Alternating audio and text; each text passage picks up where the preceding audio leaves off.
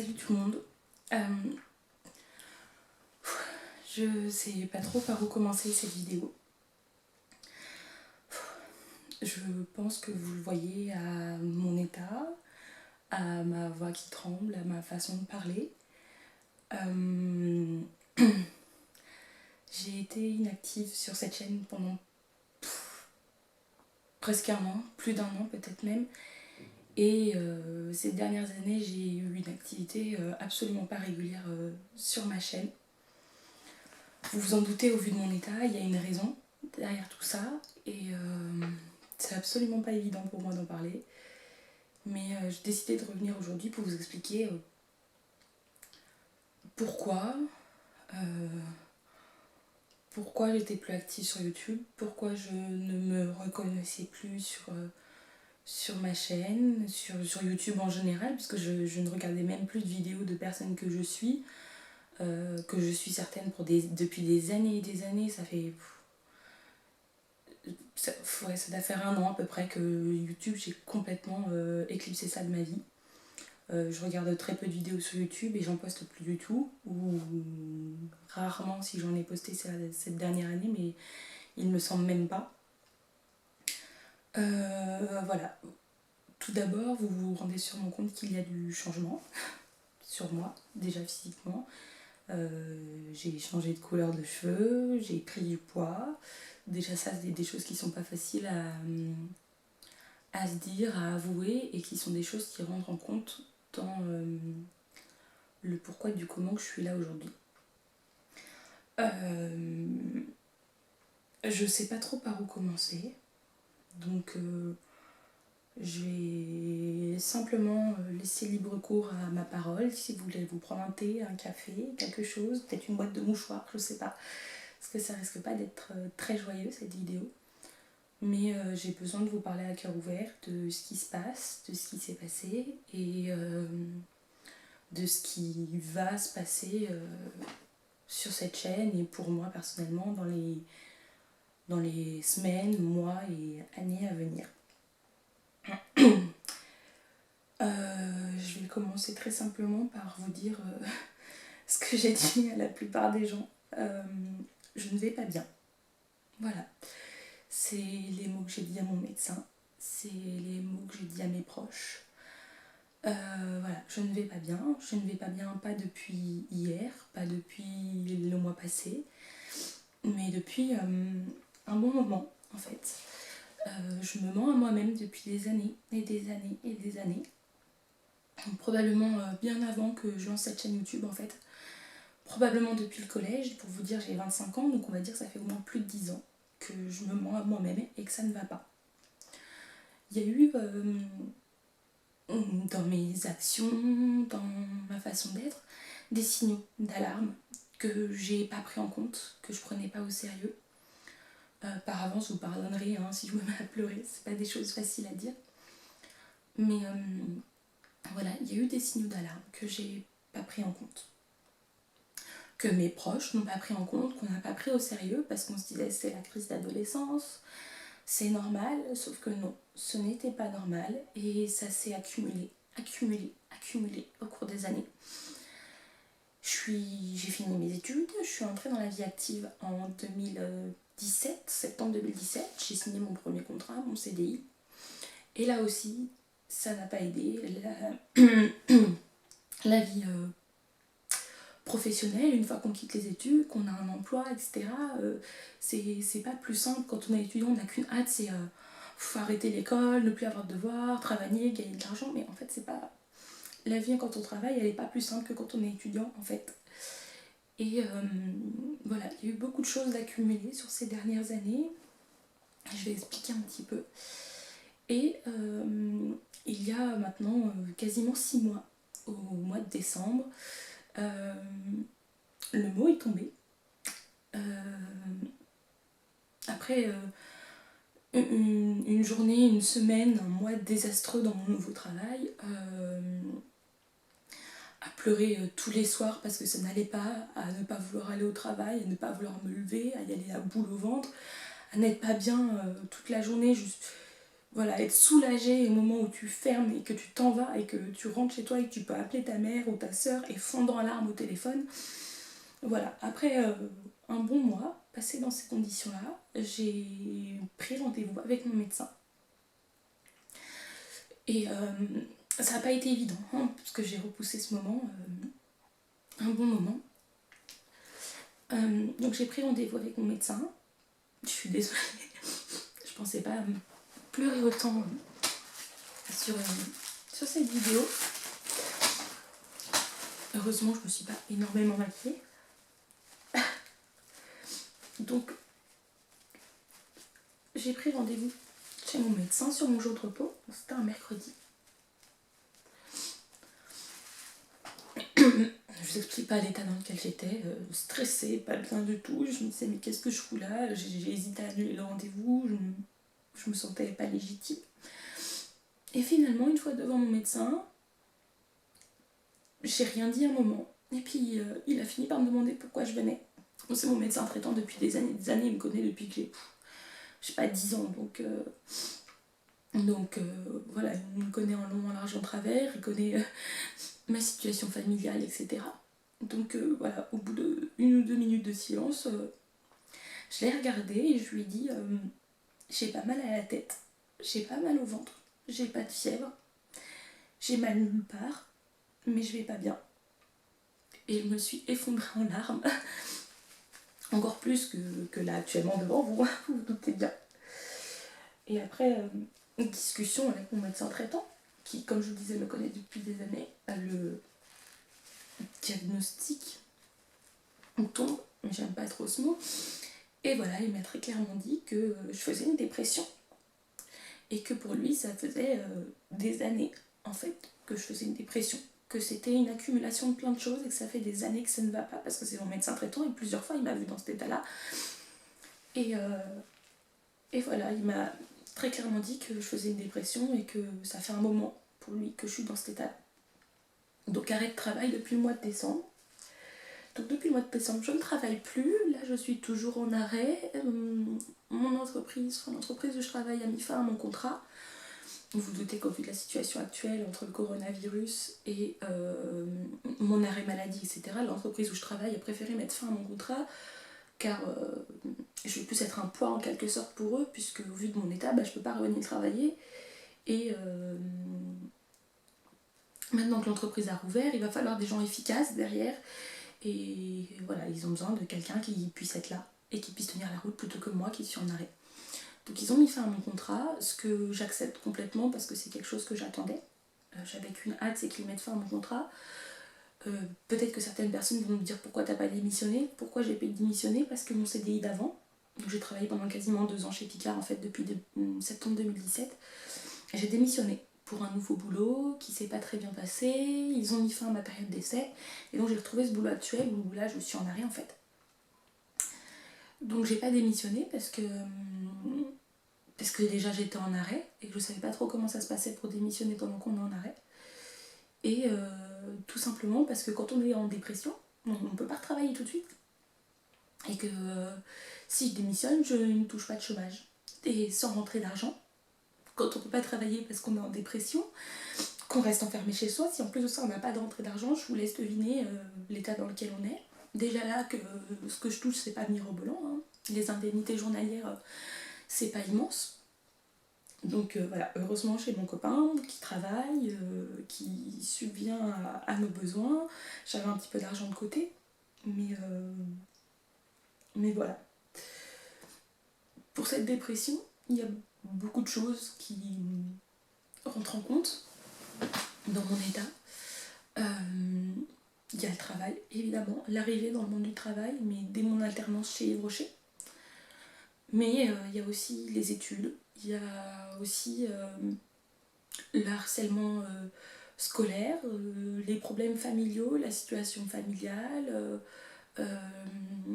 les relations avec mon copain.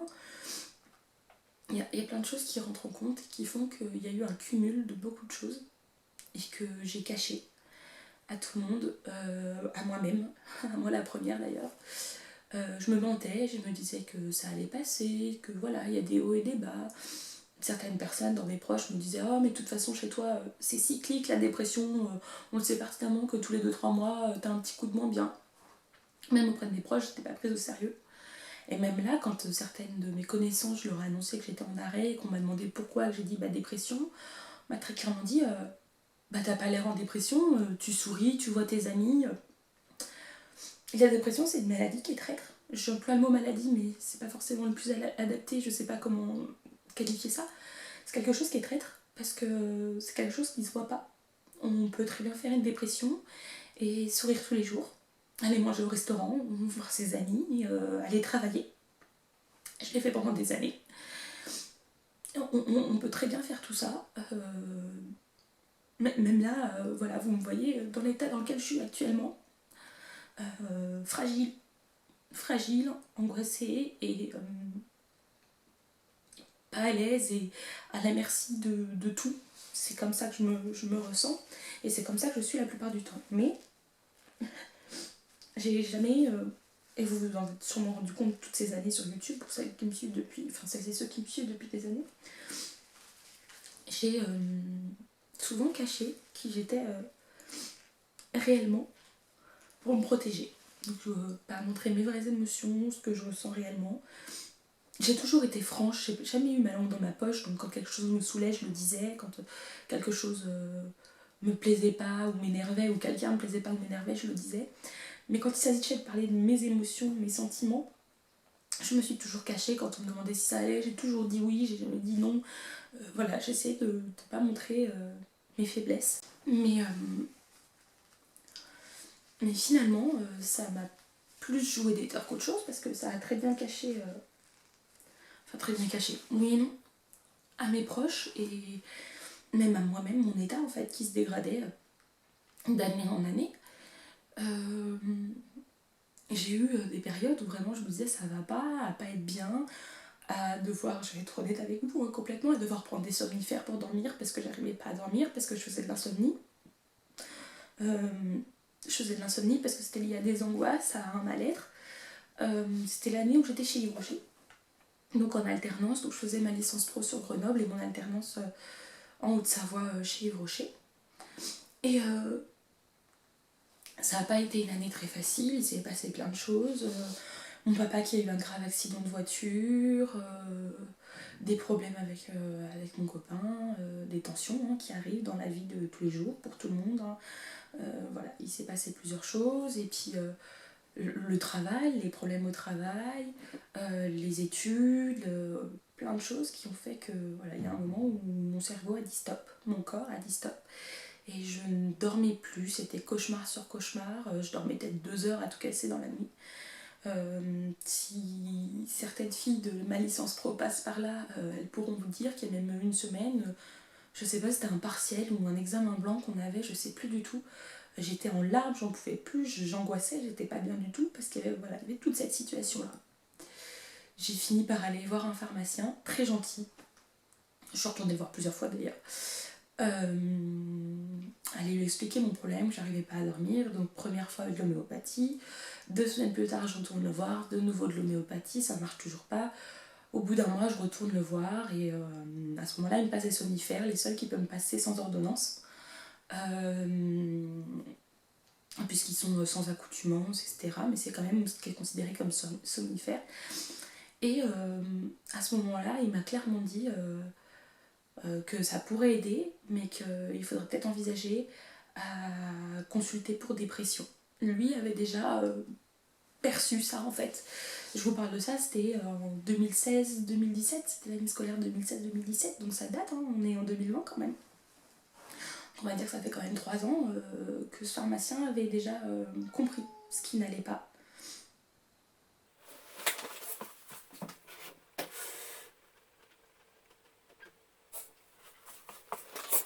Bref, je disais que voilà, il y a déjà 3 ans derrière, ce pharmacien avait compris ce qui n'allait pas, et il avait perçu que mon insomnie et mon mal-être venaient sûrement de ça. Je n'ai pas consulté pour dépression, je n'ai pas vu mon médecin, hein, évidemment. j'ai continué ma vie. Les somnifères m'ont bien aidé, j'en ai pris pendant quasiment 2 semaines. Ça m'a bien aidé à reprendre un rythme de sommeil. Et c'est un vrai cercle vicieux tout ça, quand on n'arrive pas à dormir, qu'on fait des cauchemars, qu'on fait de l'insomnie, ben la journée on n'est pas bien, on stresse, on angoisse, et puis le soir rebelote, on angoisse à l'idée de pas dormir, et on dort pas, etc. etc. C'est un vrai cercle vicieux, donc pendant 2 semaines à peu près j'ai pris... Viens, voilà, on aura de la compagnie. Pendant 2 semaines à peu près j'ai pris des somnifères, du coup, ce qui m'a bien aidé à reprendre un rythme un peu plus normal. J'ai réussi à mieux dormir, j'ai réussi à être un peu plus apaisée. Voilà, chez Rocher ça s'est terminé pas forcément dans de bonnes conditions. Il y a eu de très gros problèmes. Si un jour vous voulez que j'en reparle, j'en reparlerai sur la vie professionnelle, tous les problèmes. Après ça, en 2017, septembre 2017, après que j'ai été diplômée, j'ai signé mon CDI chez Picard. J'y ai passé quasiment 2 ans en tant que responsable de magasin. C'était un travail qui me plaisait, qui me plaisait bien. Mais là aussi, il y a eu des moments où je craquais complètement, où je fondais en larmes, où ça n'allait pas du tout. Que ce soit au travail, que ce soit en réunion, en formation. Voilà, certaines collègues, une ou deux en particulier, ont eu peur pour moi, ont eu peur que je fasse une dépression, s'inquiétaient que je fasse même peut-être un burn-out. C'est des collègues avec qui je suis restée en bon terme, évidemment. Et j'ai décidé de démissionner. Donc là, l'été dernier, donc en août 2019, pour un nouvel emploi en CDI dans la grande distribution, qui ne s'est pas très bien passé non plus. Au bout d'un mois, ils ont mis fin à mon contrat. De toute façon, ça ne me plaisait pas, donc j'avais l'intention d'arrêter. Mais ça m'arrangeait qu'ils mettent eux fin à mon contrat. Mais nous, tout le monde n'a pas envie de voir tes fesses. Et je suis désolée, cette vidéo n'a ni queue ni tête. Et voilà, ils ont mis fin à mon contrat, ça a été très dur pendant un moment, parce que j'étais pas bien, parce que déjà là, je rentrais le soir, j'étais en larmes, ça n'allait pas, je m'y sentais pas bien.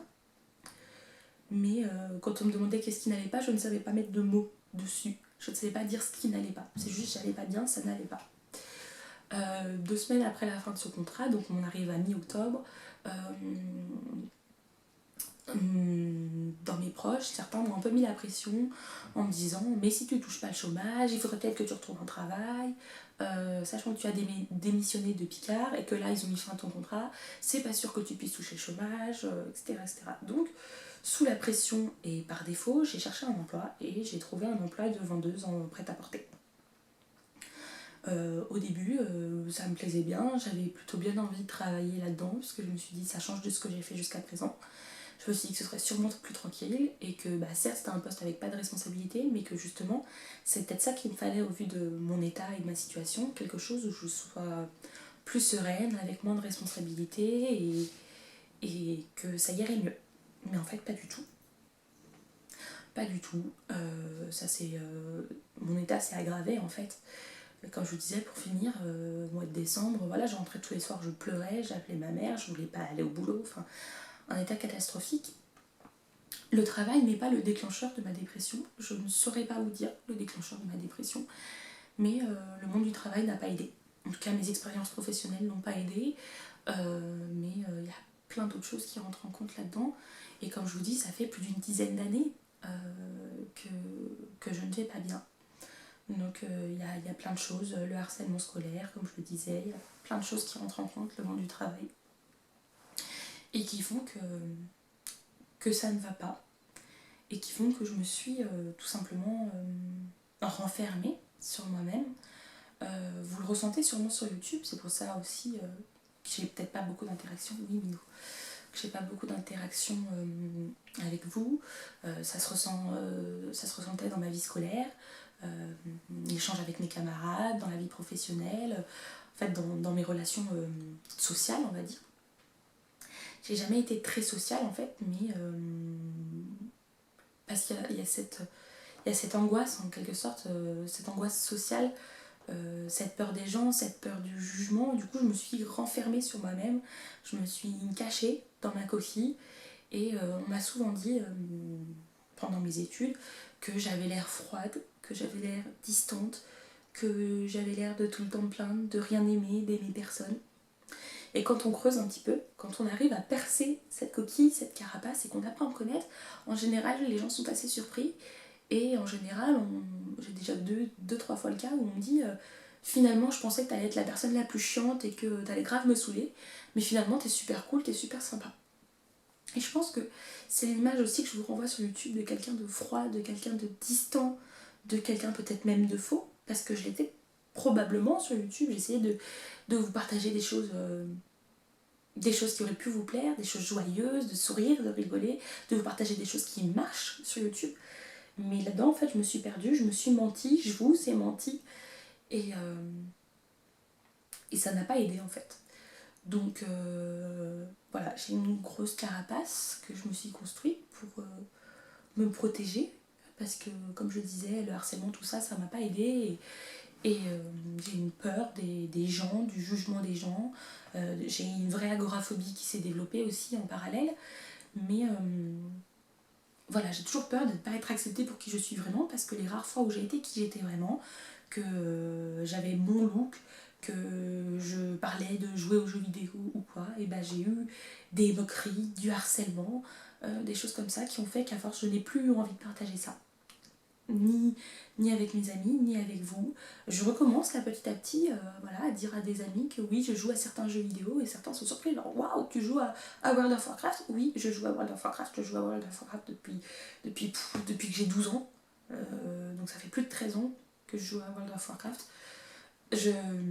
Oui, il y a plein d'amis que j'ai depuis une dizaine d'années qui ne savaient pas que j'y jouais parce que je ne leur ai pas dit. Parce qu'au lycée, ça s'est su. Alors j'avais un groupe d'amis qui le savaient, avec qui je jouais et tout, ça se passait très bien. Et puis l'année d'après, d'autres personnes l'ont su. Et ça s'est un peu répandu et je me suis fait chambrer. Je me suis chambrée dans les couloirs, dans ma classe. C'était très difficile, j'ai très mal pris. Parce que pour eux, une fille, de 1, ne pouvait pas jouer aux jeux vidéo. Et encore moins à World of Warcraft, hein, c'est bien connu. Hein, il y a je ne sais combien de joueurs, mais non, une fille, quoi, tu joues à ça? Non mais voilà, genre c'était la blague du siècle. Donc ça n'a pas aidé. Sur mon look aussi, ça n'a pas aidé au collège. Au collège, j'avais les cheveux noirs, comme maintenant. J'avais un look qu'on pourrait qualifier de emo, parce que c'était ma phase en troisième, j'étais vraiment comme ça.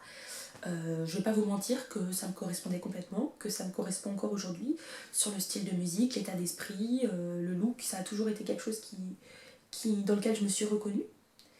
Mais en troisième, j'ai pris extrêmement cher là-dessus, par les copines, les connaissances, par les autres personnes, par même les profs, par même des profs. Concrètement, rendez-vous compte que le harcèlement va au-delà des camarades de classe et des personnes à l'école, que ça passe aussi par des profs qui vous disent clairement c'est un déguisement pour ressembler à The Cure. Non, absolument pas. C'est mon look, c'est mon style. Déjà là, à ce moment-là, en troisième, c'était déjà le signal d'alarme. Cette phase émo, etc. C'était déjà un signal d'alarme. J'aurais dû déjà m'alerter à ce moment-là. Mes parents auraient dû s'alerter à ce moment-là. Mes proches auraient dû s'alerter à ce moment-là. Mais non. C'est à peu près à la même époque, ou peut-être un an avant, que j'ai commencé à faire quelque chose de pas bien du tout. Et que je vous déconseille complètement de faire parce que ça m'a mis un moment à m'arrêter. Je suis rentrée dans le cercle vicieux de la scarification. Je ne suis pas rentrée là, je me suis pas mise à la scarification pour des tentatives de suicide ou quoi. Je n'ai pas je peux vous montrer mes bras, hein, j'ai pas de grosses cicatrices, j'en ai quelques-unes mais pas beaucoup. Mais je suis rentrée dans ce cercle de la scarification parce que pour moi c'était une manière de justifier mon mal-être, de justifier ma souffrance. Que la souffrance que j'avais à l'intérieur, elle est une cause physique, une cause extérieure. Je souffrais tellement à l'intérieur que j'avais besoin de souffrir physiquement. Voilà, ça a duré pendant bien 3 ans, je dirais, ces scarifications. Et puis, arrivé au lycée, j'ai une prof un jour qui s'en est rendu compte, qui a vu des cicatrices, pas des cicatrices, hein, des traînées de sang toutes fraîches sur mes bras, qui dataient de la veille. Et voilà, qui a demandé à me voir à la fin du cours et qui n'a pas eu le choix d'en parler à l'infirmière, etc., etc. Ça a débouché sur des rendez-vous avec l'infirmière. Sinon mes parents allaient être informés, sinon j'allais devoir avoir un suivi psychologique.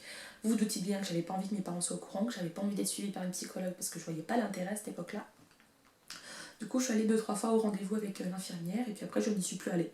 Je trouvais toujours une excuse, j'ai pas le temps, j'ai un contrôle à réviser, j'ai des devoirs, j'ai oublié, je suis allée manger à la cantine, enfin bref, je n'y allais plus.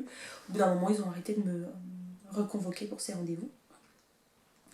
Mais voilà, pour vous dire tout ça, que ça fait des années, en fait, tout en parallèle de ma chaîne YouTube, parce que ça fait quand même des années que j'ai cette chaîne YouTube également, tout en parallèle de ça, derrière le sourire, les hauls, les tutos nail art, ça n'allait pas. Ça n'allait pas du tout et je pense qu'en fait j'essaye de le cacher, je pense que je l'ai très mal caché et que vous en êtes rendu compte en fait. Et que ça justifie le peu d'interaction sur la chaîne, etc.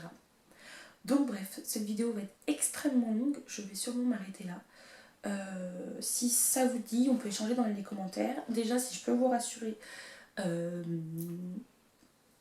scarification c'est fini. Je suis suivie par mon médecin pour ma dépression. Je suis suivie par une psychologue, j'ai des traitements médicamenteux. Voilà, j'ai mes proches qui m'entourent, certains qui savent très bien s'y prendre avec la dépression, d'autres un peu moins bien, mais je les blâme pas parce que c'est pas évident. Personne ne sait vraiment gérer une dépression. Et j'ai vu dernièrement quelqu'un qui disait que la dépression c'est un combat seul en fait. La dépression c'est A et moi je suis B et il n'y a personne qui peut interagir entre A et B. C'est moi et ma dépression. Je peux être aidée par une psychologue, par des médicaments, mais voilà, les proches ne peuvent pas aider, ce n'est pas leur travail, ce n'est pas ce qu'on leur demande. Voilà, j'apprécie tout le soutien que j'ai, j'apprécie les amis qui me disent n'hésite pas si tu as besoin, je suis là. Je sais que si jamais j'ai besoin de vider mon sac, il y a des gens qui sont là. Mais voilà, ne vous inquiétez pas, je suis suivie. Je vais pas dire que ça va mieux parce que pour l'instant non, ça ne va pas mieux, comme vous pouvez le voir. Mais voilà, je travaille dessus et voilà. Si je peux vous donner des petits conseils, c'est déjà ne vous scarifiez pas. Parlez-en à des gens si ça va pas, mais la scarification c'est pas du tout une bonne idée parce qu'on rentre vite dans ce cercle vicieux. Et après ça laisse des traces à vie, et physiques et mentales, hein, ça laisse des vraies séquelles. Ne laissez pas durer. Quand il y a des choses qui vont pas, ne laissez pas durer. Et au-delà du harcèlement ou de ces choses comme ça, ne laissez pas traîner les choses, parlez-en à des amis, à votre famille, à votre médecin traitant. Moi, vous voyez, mon médecin traitant a réussi à me dire ce qu'il pensait que ça faisait une dizaine d'années que j'allais pas bien. Parce que plusieurs fois j'en ai parlé, il a été au courant du divorce de mes parents, il a été au courant de l'accident de voiture de mon père il y a quelques années, il a été au courant de plein de choses comme ça. Et du coup, lui a su aussi que ça n'allait pas et que en fait, ça faisait des années que ça n'allait pas. Donc parlez-en à qui vous voulez, médecin, psychologue, amis, cousine, père, mère, je sais pas, parrain, qui vous voulez, ou même parfait inconnu, ou même à moi, si vous voulez venir m'en parler sur Instagram, m'envoyer un message, ou que sais-je, ou même un mail, peu importe, si vous voulez venir me parler parce que ça ne va pas, allez-y, faites-le, mais restez pas seul. Restez pas isolé avec ça.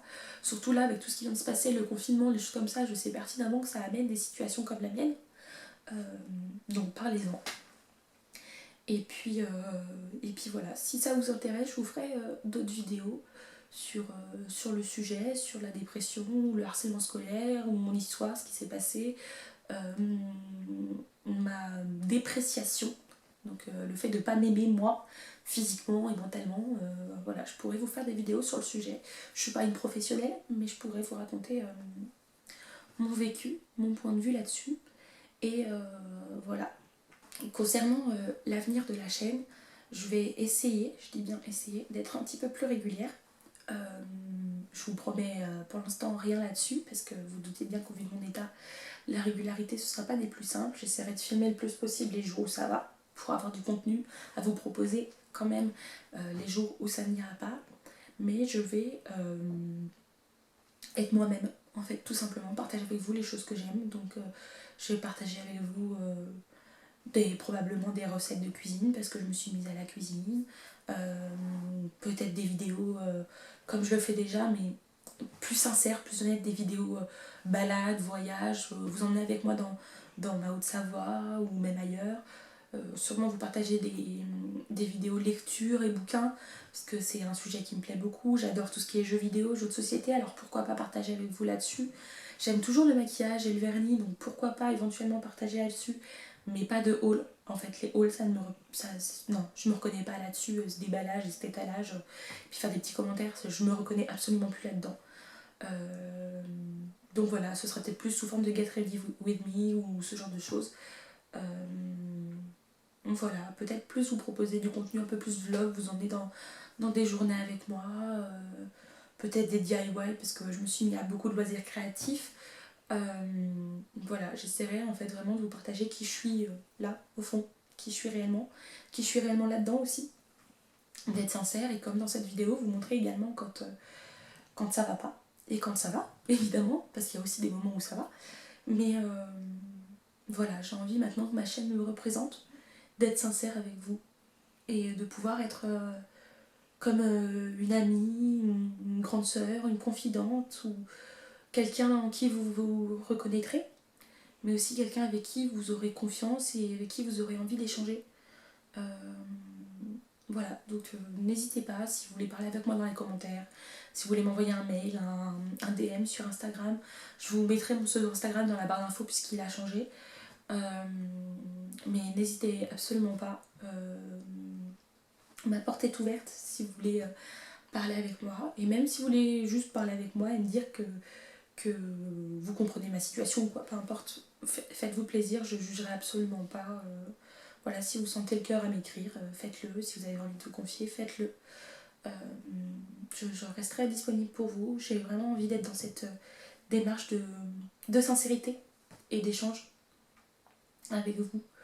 Donc voilà, je vais m'arrêter là pour cette vidéo. Je ferai probablement 0 montage sur cette vidéo. Elle va être postée brute, telle qu'elle. Elle risque d'être extrêmement longue.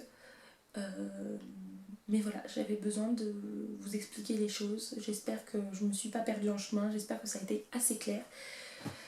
Et même si ça ne l'a pas été, c'était vraiment purement et simplement un déballage à cœur ouvert. Donc voilà, si vous voulez plus de vidéos où je vous parle à cœur ouvert comme ça de ma dépression, de ma situation, n'hésitez pas à me le dire aussi en commentaire. Je vais pas vous dire que je le ferai avec plaisir, parce que je peux pas vous promettre que je le ferai, mais ça peut me faire du bien d'en parler aussi, d'échanger, de poser des mots sur... poser des mots M-O-T-S sur mes mots M-A-U-X. Ça peut m'aider, je pense que ça peut aider certaines personnes aussi, peut-être que certaines personnes vont se reconnaître dans mon discours et se rendre compte qu'ils traversent les mêmes choses et qu'ils ne pensaient pas être en dépression. Voilà, la dépression,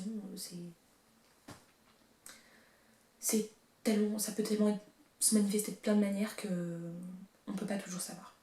Enfin bref, je m'arrête là.